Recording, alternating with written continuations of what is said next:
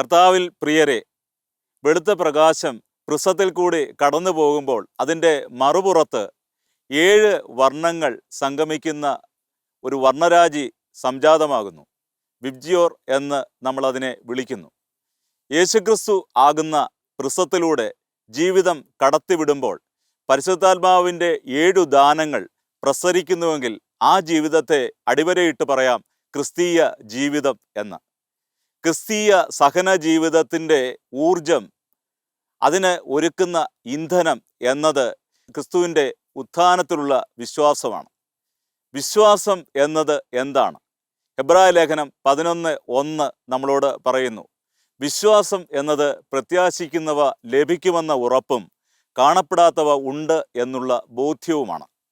പ്രത്യാശിക്കുന്നവ ലഭിക്കുമെന്ന ഉറപ്പ് നൽകുന്നതും കാണപ്പെടാത്തവ ഉണ്ട് എന്നുള്ള ബോധ്യം നമുക്ക് നൽകുന്നതുമാണ് കർത്താവിൻ്റെ ശൂന്യമായ കല്ലറ. ഏവർക്കും ഉയർപ്പ് തിരുനാളിൻ്റെ എല്ലാ ആശംസകളും അർപ്പിക്കുകയാണ്.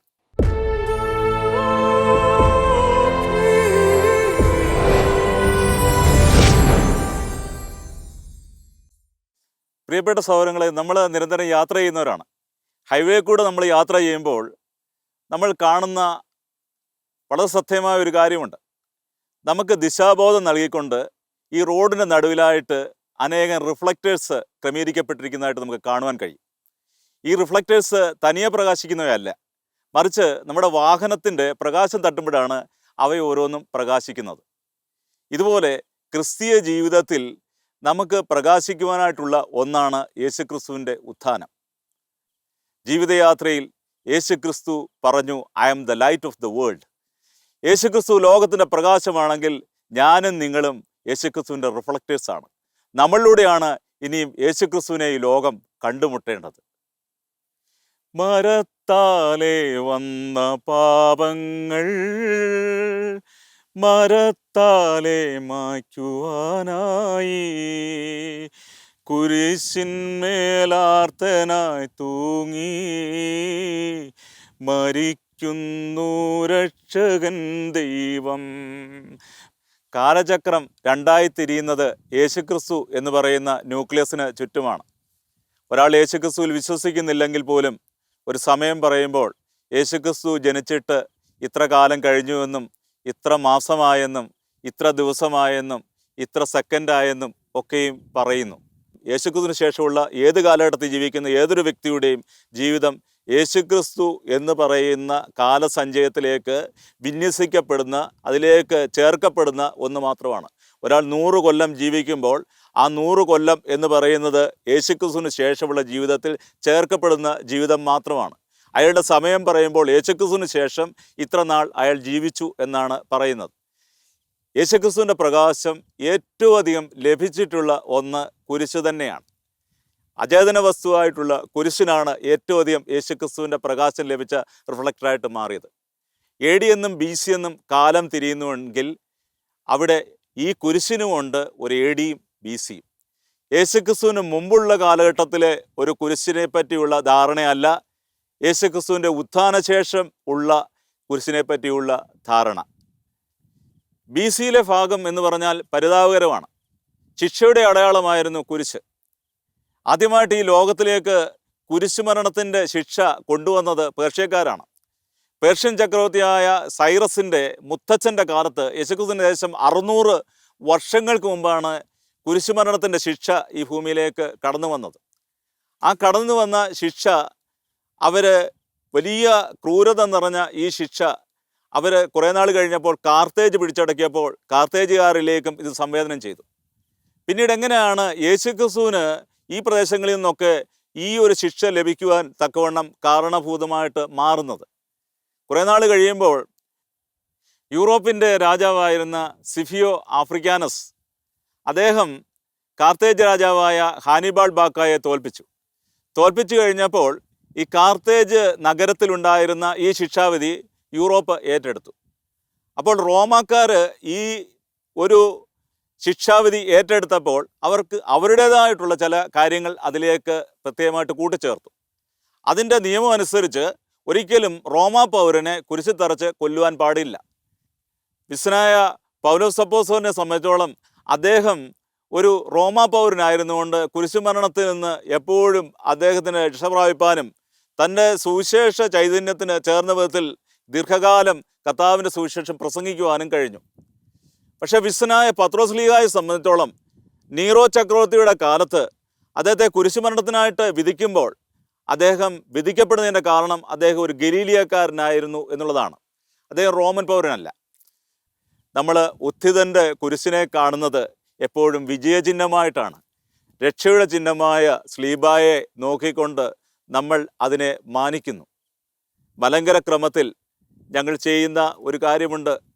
ഈ ദുഃഖവെള്ളിയാഴ്ചയുടെ ശുശ്രൂഷയിൽ മനോഹരമായ ഒരു ഗാനം പാടാറുണ്ട്. ഞങ്ങൾക്കതിനാലെ രക്ഷയുണ്ടായി എന്ന സ്ലീബായെ ഞങ്ങൾ നമിക്കുന്നു. നിന്റെ വരവിൽ കർത്താവെ വലതുവശത്തെ കള്ളനെ ഓർത്തതുപോലെ ഞങ്ങളെയും ഓർക്കണമേ എന്ന് ഞങ്ങൾ പ്രാർത്ഥിക്കുന്നു. നമ്മൾ കാണുന്നുണ്ട്, മണ്ണാങ്കട്ടയുടെ മുകളിലേക്ക് ദൈവത്തിൻ്റെ നിശ്വാസം വീണപ്പോൾ മണ്ണാങ്കട്ട മനുഷ്യനായിട്ട് മാറി. നിശ്വാസം എന്ന് പറയുന്നത് നമ്മുടെ നാസികയിൽ നിന്ന് വരുന്ന ശ്വാസമാണ്. ആ നിശ്വസനം ഏറ്റപ്പോൾ മണ്ണാങ്കട്ട മനുഷ്യനായി മാറി.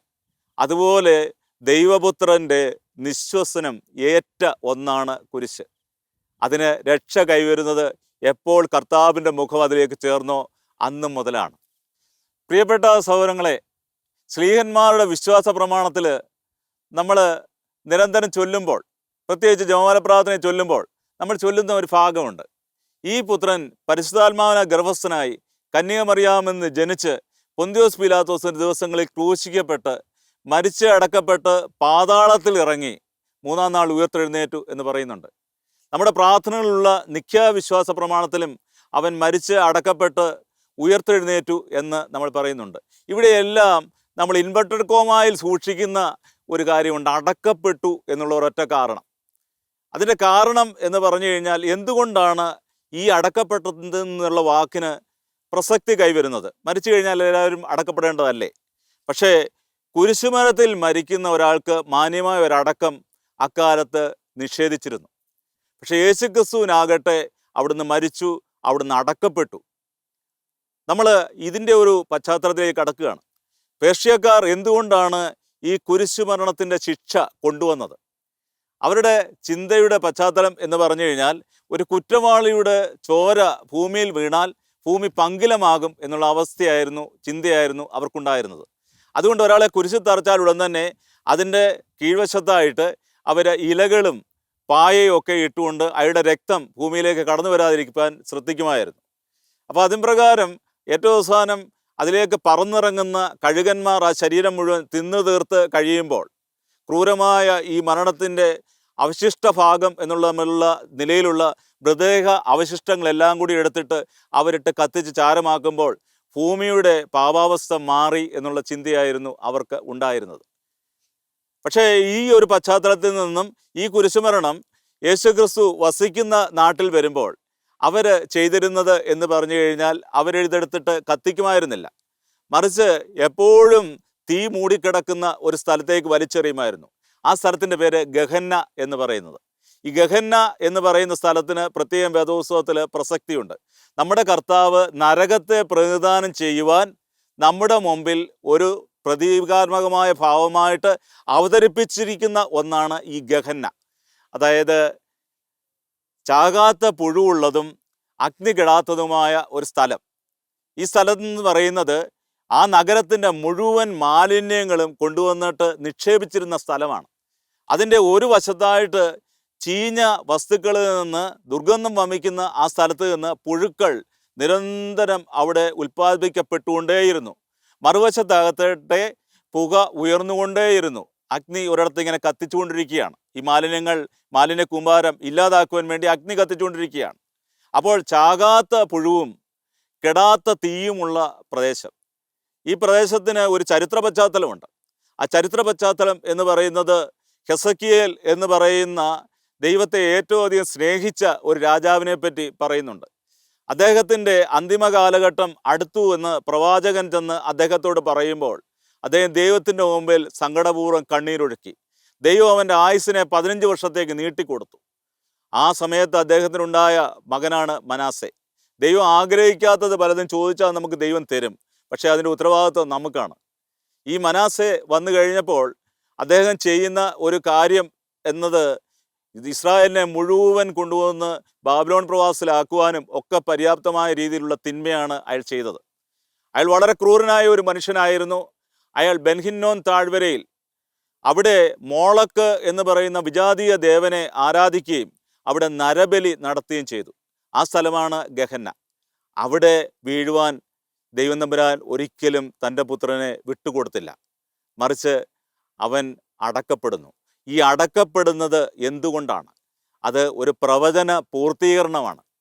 ആ പ്രവചന പൂർത്തീകരണം എന്ത് എന്നറിയുമ്പോൾ ദൈവത്തിന് നമ്മുടെ മേലുള്ള പദ്ധതി എത്ര ശ്രേഷ്ഠം എന്ന് നമുക്ക് മനസ്സിലാക്കുവാനായിട്ട് കഴിയും. യെശയ്യാ 53:9 അവൻ ഒരു അതിക്രമവും ചെയ്തില്ല, അവൻ്റെ വായിൽ നിന്ന് വഞ്ചന പുറപ്പെട്ടുമില്ല, എന്നിട്ടും അവൻ ദുഷ്ടരുടെയും ധനികരുടെയും ഇടയിൽ അടക്കപ്പെട്ടു എന്നുള്ള പ്രവചനത്തിൻ്റെ പൂർത്തീകരണമാണ് യേശുക്രിസ്തുവിൻ്റെ ശരീരം അടക്കപ്പെട്ടു എന്ന് നമ്മുടെ വിശ്വാസ പ്രമാണത്തിൽ നമ്മൾ ഏറ്റുപറയുന്നതിൻ്റെ പിന്നിലുള്ള ആ ചേതോവികാരം. യേശുക്രിസ്തു മരിച്ചു കഴിയുമ്പോൾ നിക്കോദേമോസും ജോസഫും കൂടെ ചെന്നിട്ട് അവർ വലിയ സ്വാധീനമുള്ള വ്യക്തികളായിരുന്നു. അവർ പീലാത്തോസിൻ്റെ അരികിൽ ചെന്നിട്ട് യേശുക്രിസ്തുവിൻ്റെ ശരീരം വാങ്ങിച്ചു. യേശുക്രിസ്തുവിൻ്റെ ശരീരം അടക്കുവാനായിട്ട് ഒരു സ്ഥലം അവർ കണ്ടെത്തി. അത് മറ്റെങ്ങുമല്ല, അരിമത്യാക്കാരൻ ജോസഫ് എന്ന് പറയുന്ന ധനവാനായ മനുഷ്യൻ ഉദ്യാനത്തിൻ്റെ നടുവിൽ സൂക്ഷിച്ചിരുന്ന തനിക്കായി ഒരുക്കിയിരുന്ന കല്ലറ. അവർ അവിടെ യേശുവിനെ അടക്കം ചെയ്യുകയാണ്. നമ്മളെപ്പോഴും ജീവിത ഉദ്യാനങ്ങളുടെ നടുവിൽ ഒരു കല്ലറയെ കരുതണം. മർത്യാ, നീ നിൻ്റെ അന്ത്യത്തെപ്പറ്റി ഓർക്കുക. നിൻ്റെ ജീവിതത്തിൽ ഇപ്പോൾ സുഭിക്ഷതയായിരിക്കാം, നിൻ്റെ ജീവിതത്തിൽ സമ്പന്നതയായിരിക്കാം, നിൻ്റെ ജീവിതത്തിൽ എല്ലാവരും നിന്നെ ഇപ്പോൾ ആദരിക്കുന്ന ഒരു തലത്തിലായിരിക്കാം നീ. ഇതെല്ലാം നഷ്ടമാകുന്നൊരു സമയമുണ്ട്. അസ്ഥിരമായ ഈ ജീവിതയാത്രയുടെ അന്ത്യത്തിൽ നീ നിൻ്റെ ദേഹം വിട്ടിട്ട് ദേഹി ദൈവത്തിൻ്റെ അരികിലേക്ക് എത്തുമ്പോൾ ലോകം മുഴുവൻ നീ നേടിയാലും നിൻ്റെ ആത്മാവ് നഷ്ടമായാൽ നിനക്കെല്ലാം നഷ്ടമായി എന്നുള്ള ചിന്ത നമ്മുടെ ഹൃദയത്തിൽ എപ്പോഴും ജ്വലിച്ചു നിൽക്കേണ്ട ഒരു ദീപം തന്നെയാണ് എന്ന് ഓർത്തിരിക്കാം. യേശുക്രിസ്തു ഖബറിൽ അടക്കപ്പെട്ടതിന് ശേഷം 3 ദിനരാത്രങ്ങൾ അവിടുന്ന് എവിടെയായിരുന്നു? യേശുക്രിസ്തുവിൻ്റെ ഉത്ഥാനശേഷം ശിഷ്യന്മാരൊക്കെ ഈ ചോദ്യം ചോദിച്ചിട്ടുണ്ടാവാം. ആ സമയത്ത് കർത്താവ് പറഞ്ഞിട്ടുള്ളതാവാം. 1 പത്രോസ് 3:19 നമ്മളോട് പറയുന്നു, അവൻ ആത്മാവോടുകൂടി ചെന്ന് പാതാളത്തിലേക്ക് ഇറങ്ങി പാതാളവാസികളോട് അവിടുന്ന് സുവിശേഷം അറിയിച്ചു എന്ന് പറയുന്നുണ്ട്. കർത്താവ് കുരിശിൽ മരിക്കുമ്പോൾ അവിടുത്തെ മാനുഷ്യ ജീവൻ പിരിയുമ്പോൾ അദ്ദേഹത്തിൽ തന്നെ അവിടുന്ന് മനുഷ്യനും ദൈവവുമായതിനാൽ ദൈവത്തിൻ്റെ ആത്മാവുണ്ട്.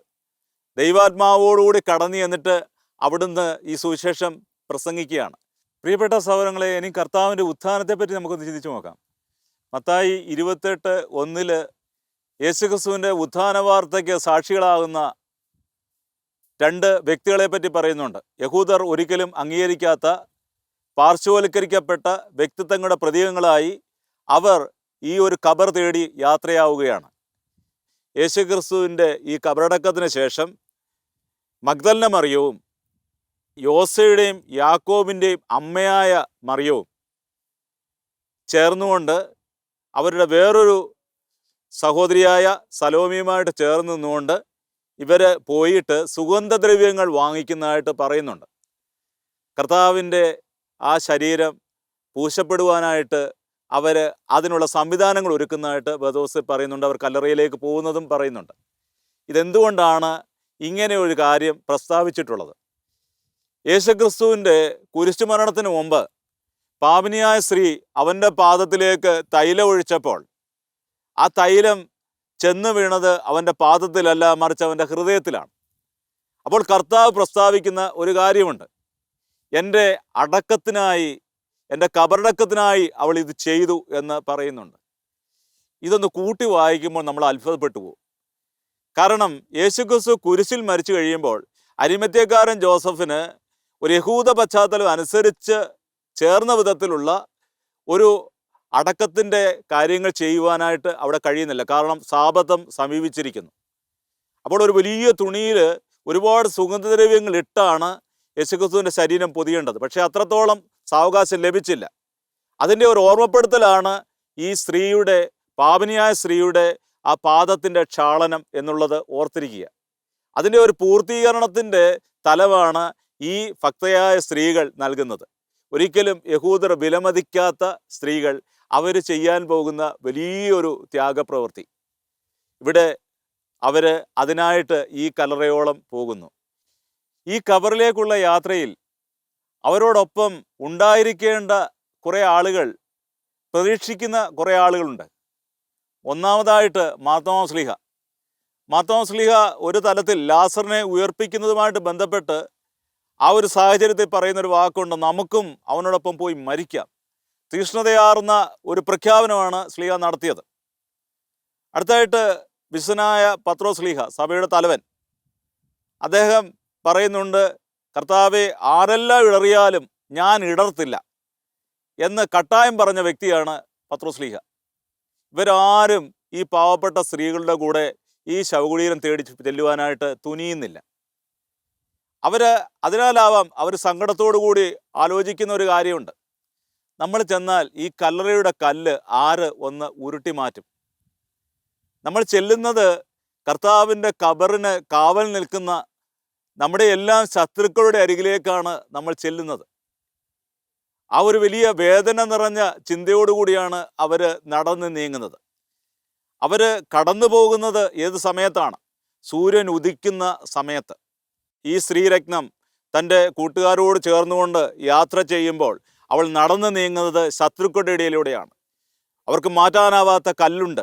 ഇതിൻ്റെ എല്ലാം മുമ്പിൽ ദൈവത്തിലുള്ള ആഴമായ ഒരു ആശ്രയബോധത്തോടെ അവർ നടന്നു നീങ്ങുമ്പോഴും അവരുടെ മനസ്സിൽ ഒരിക്കലും ഉയർത്തെഴുന്നേറ്റവനെ കാണും എന്നുള്ള ചിന്തയില്ല.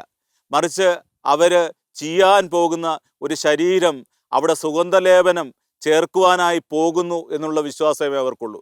ഒന്നേ ഒന്ന് മാത്രം അവർക്കുണ്ട്, അവർ യേശുക്രിസ്തുവിനെ അത്രമാത്രം സ്നേഹിച്ചു.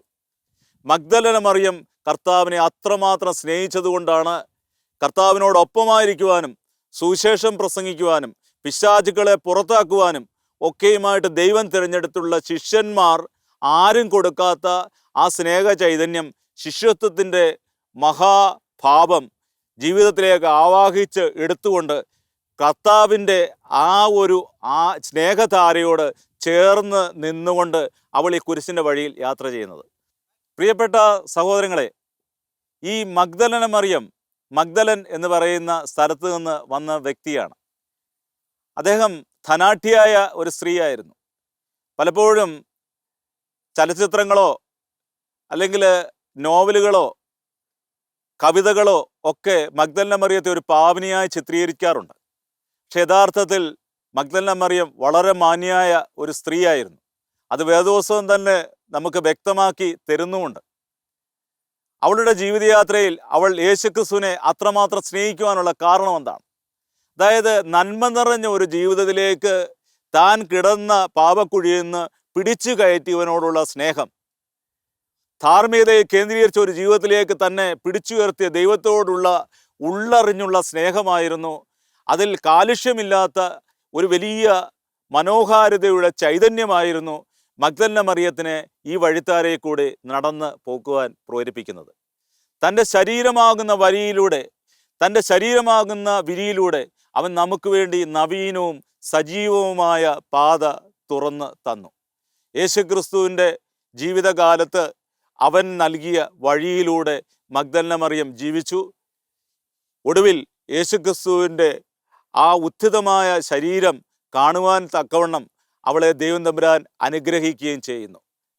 ഈ വഴിയാത്രയിൽ അവർ ദുഃഖിക്കുന്ന രണ്ട് കാര്യങ്ങളെപ്പറ്റി ഓർത്ത് ഞാൻ പറഞ്ഞു. ഉരുട്ടി മാറ്റേണ്ട കല്ല്, അതോടൊപ്പം തന്നെ അവിടേക്ക് കാവൽ നിൽക്കുന്ന ഈ കാവൽക്കാരുടെ ആ വൃന്ദം. ഇത് രണ്ടും അവരെ ഭയപ്പെടുത്തുന്ന യാഥാർത്ഥ്യങ്ങളായിരുന്നു.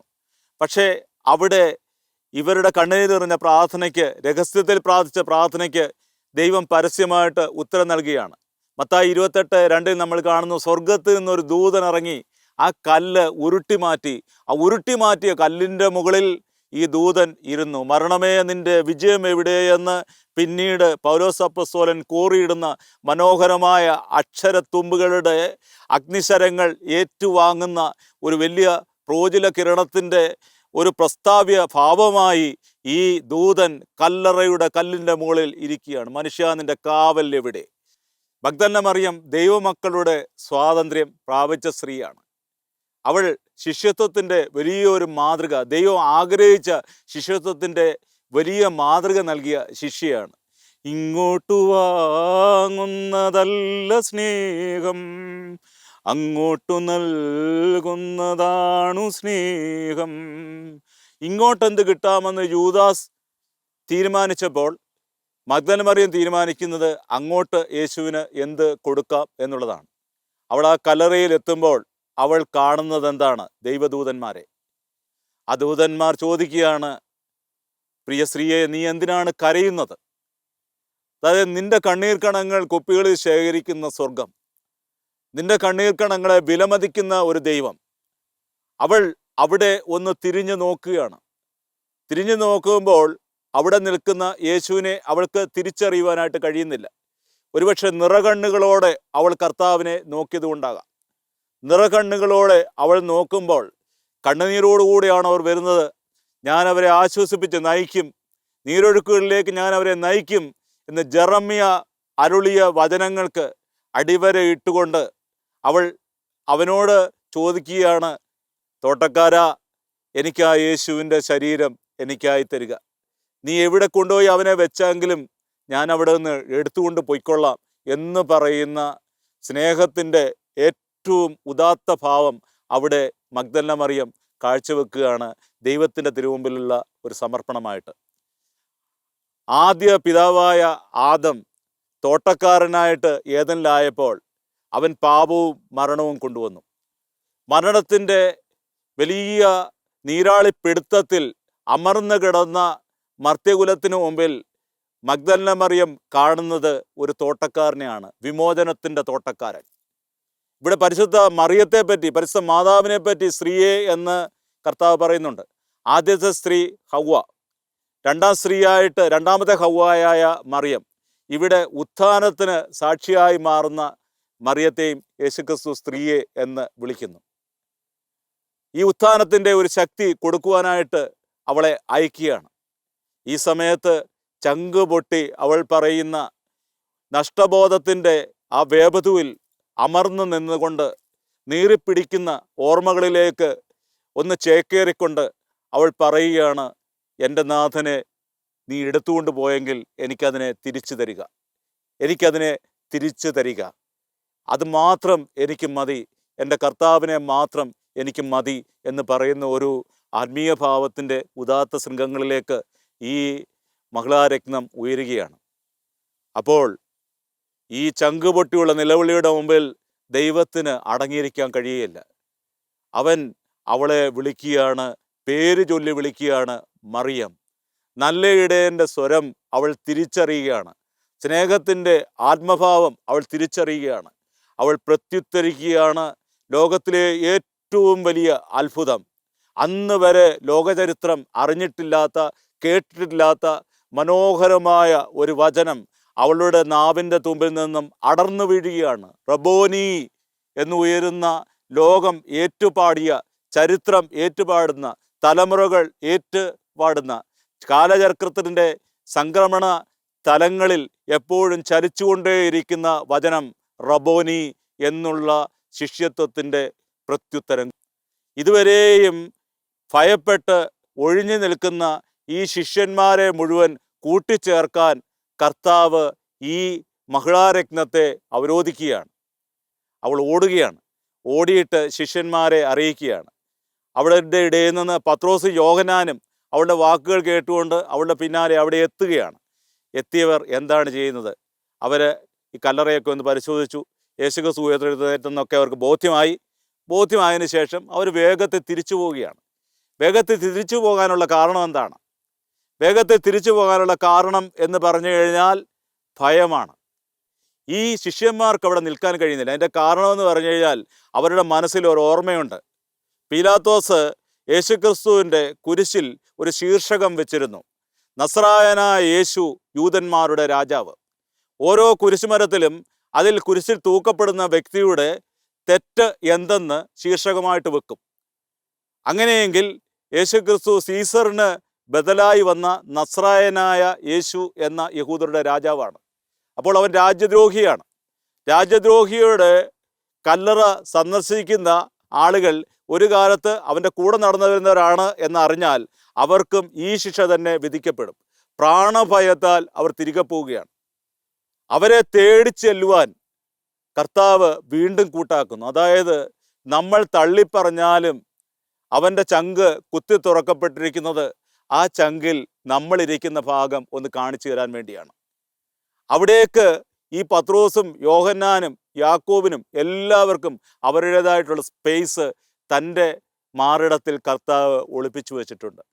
അതുകൊണ്ട് അവൻ തിരികെ വന്നിട്ട് ഈ ശിഷ്യന്മാരുടെ അടച്ചിട്ട മുറിയിൽ കടന്നുകൂടിയിട്ട് അവൻ പറയുന്ന ഒരു വാക്കുണ്ട്: നിങ്ങൾ എല്ലാവരോടും സുവിശേഷം പ്രസംഗിക്കുവിൻ, പിതാവിൻ്റെയും പുത്രൻ്റെയും പരിശുദ്ധാത്മാവിൻ്റെയും നാമത്തിൽ എല്ലാവർക്കും ജ്ഞാനസ്നാനം കൊടുക്കുവിൻ, ഞാൻ നിങ്ങളോട് കൽപ്പിച്ചവയെല്ലാം അനുസരിക്കുവാൻ അവരെ പഠിപ്പിക്കുവിൻ, യുഗാന്തം വരെ ഞാൻ നിങ്ങളോടുകൂടെ ഉണ്ടായിരിക്കും. യുഗാന്തം വരെ ഞാൻ നിങ്ങളോടുകൂടെ ഉണ്ടായിരിക്കും. വാക്ക് മാറാത്തവൻ, വാഗ്ദാനങ്ങളിൽ വിശ്വസ്തൻ, ആകാശം പോയാലും ഭൂമി കടന്നു പോയാലും ഋതുക്കൾ മാറിയാലും മാറാത്ത വചനം, മാറ്റമില്ലാത്ത വചനം നമുക്കായി എന്നും ജ്വലിച്ച് നിൽക്കുന്നുണ്ട്. ഞാൻ ഒരു നാളും നിങ്ങളെ അനാഥമായി വിടുകയില്ല, യുഗാന്തം വരെ ഞാൻ നിങ്ങളോടുകൂടെ ഉണ്ടായിരിക്കും. പ്രിയപ്പെട്ട സഹോദരങ്ങളെ, ഇന്ന് ക്രിസ്തീയ വിശ്വാസം പലയിടങ്ങളിലും ചോദ്യം ചെയ്യപ്പെടുകയും നിരന്തരം ആക്രമണങ്ങൾ അതിനെതിരെ ഉയർന്നുകൊണ്ടിരിക്കുകയും ഒക്കെ ചെയ്യുമ്പോൾ നമ്മൾ ആലോചിക്കേണ്ട ഒരു സത്യമുണ്ട്. ആ സത്യം ഇതാണ്: ഈ ഒരു കാലഘട്ടത്തിൽ ഒരു ക്രിസ്തുവായി മാറേണ്ട റിഫ്ലക്ടറാണ് ഞാൻ. ക്രിസ്തു ഏറ്റെടുത്തതുപോലെയുള്ള പീഡകൾ ഞാൻ എൻ്റെ ശരീരത്തിൽ ഏറ്റെടുക്കുമ്പോൾ അനേകം പേരുടെ ജീവിതത്തിൽ ഉയർത്തെഴുന്നേൽപ്പ് അവർക്ക് ലഭ്യമാകും. ആരെങ്കിലുമൊക്കെ കുരിശുമരണങ്ങൾ ഏറ്റെടുത്തപ്പോഴേ ഉയർത്തെഴുന്നേൽപ്പുകൾ ഉണ്ടായിട്ടുള്ളൂ. നമ്മൾ കാണുന്നുണ്ട്, എമ്മാവുസിലേക്ക് പോയ ശിഷ്യന്മാർ ഉത്ഥിതൻ്റെ സദ്വാർത്ത അറിഞ്ഞിട്ടും അവർ യാത്ര ചെയ്യുകയാണ്, പരസ്പരം കലഹിച്ച് യാത്ര ചെയ്യുകയാണ്. അവരുടെ മധ്യത്തിൽ അവരിൽ ഒപ്പം ഒരു വഴിപോക്കനായി യാത്ര ചെയ്യുന്ന യേശുക്രിസ്തു എപ്പോൾ കുർബാനയപ്പം മുറിച്ച് അവർക്ക് നൽകിയോ ആ സമയം അവർ തിരിച്ചറിയുകയായിരുന്നു കൂടെ നടന്നവൻ കുർബാനയായിരുന്നു എന്നുള്ള ചിന്ത. ഇനിയും കർത്താവിനെ നമ്മൾ കാണേണ്ടത് ഈ വിശുദ്ധമായ കുർബാനയിലാണ്. നമ്മുടെ ജീവിതത്തിൻ്റെ ശക്തിയും ശേഷിയും നമ്മൾ സ്വായത്തമാക്കേണ്ടത് ഈ വിശുദ്ധ കുർബാനയിൽ നിന്നുമാണ്. വിശുദ്ധ കുർബാന സ്വീകരിക്കുന്ന നമുക്കുള്ള ദൗത്യം എന്താണ്? കുരിശുമരണങ്ങൾ അനുഭവിക്കുന്ന അനേകർക്കുടെ മുമ്പിൽ നമ്മൾ ഏറ്റുപറയുക: ഞങ്ങളുടെ കർത്താവ് മരണത്തെ വെന്നുയർത്തുന്ന കർത്താവാണ്.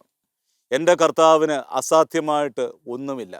നിൻ്റെ ജീവിതത്തിൽ സുവിശേഷത്തിനായി ദൈവപൈതലേ, നീ അവൻ്റെ അരികിലേക്ക് ചെല്ലുക. അവനിതാ നിൻ്റെ ഹൃദയവാതിലിൽ മുട്ടുന്നു. നീ വാതിൽ തുറന്നാൽ അവൻ നിൻ്റെ അരികിലേക്ക് വരും, നിന്നോടൊപ്പം ഭക്ഷണം കഴിക്കും. അവൻ നിൻ്റേതായി മാറും, നീ അവൻ്റേതായി മാറും.